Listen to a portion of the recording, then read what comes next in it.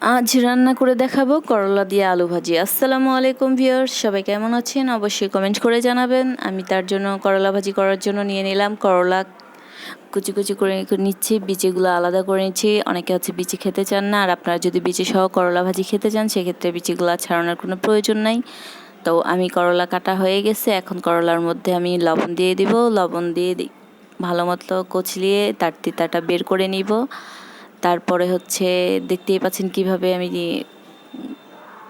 লবণ দিয়ে পানি দিয়ে কষলাচ্ছি, আপনারা সেম এইভাবেই করবেন। অনেকে হচ্ছেন একটু অবাক হয়ে যান যে আমি কিভাবে পানি ছাড়া কষলাবো, অবশ্যই পানি দিতে হবে। এখন আমি আলু কুচি কুচি করে নিচ্ছি, আপনারা ঠিক এইভাবেই আলু কুচি কুচি করে নিয়েন। তারপর হচ্ছে দিয়ে এখন পেঁয়াজ আর কাঁচামরিচ কুচি কুচি করে নিয়েছি, রসুনটা ডালের জন্য কেটেছি। আমার হচ্ছে সব ধোয়া পাকলা শেষ হয়ে গেছে, এখন আমি ভাজিটা বসাবো।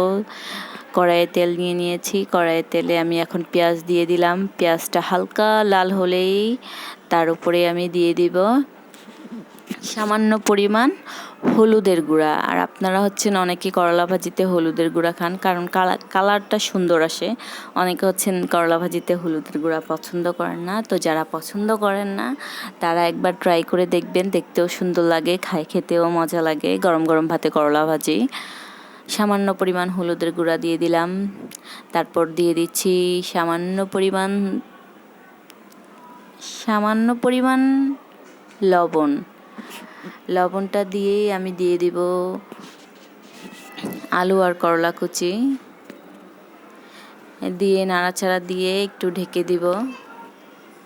আর যদি সমস্যা নেই, আমি তো জালিতে রেখেছি, আপনারা জালিতে না রাখলেই চলবে। করলা ভাজিতে যদি একটু পানি দেওয়া হয় সেক্ষেত্রে কি কোনো সমস্যা নেই, মানে পানি যদি আলুতে থেকে যায় সেক্ষেত্রে সমস্যা নেই, কিন্তু পানি দেওয়া যাবে না, কারণ করলা তিতা লাগবে। করলা তেলে ভাজলেই ভালো, সেক্ষেত্রে আপনারা পানি দিয়েন না। আর হচ্ছে একটু নাড়াচাড়া করে নিচ্ছি।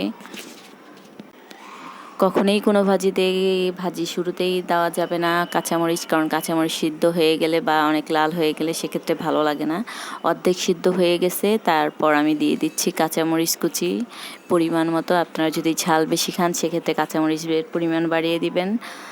এখন আমার হচ্ছে অর্ধেক ভাজি হয়ে গেছে, তার জন্যই হয়েছে আমি কাঁচামরিচ দিয়ে দিছি। আপনারা প্রথমেই দিয়েন না, কারণ কাঁচামরিচের ঝালটাও মানে যেমন তেমন, কিন্তু হচ্ছে কাঁচামরিচটা একটু বেশি লাল হয়ে যায়, দেখতে ভালো লাগে না।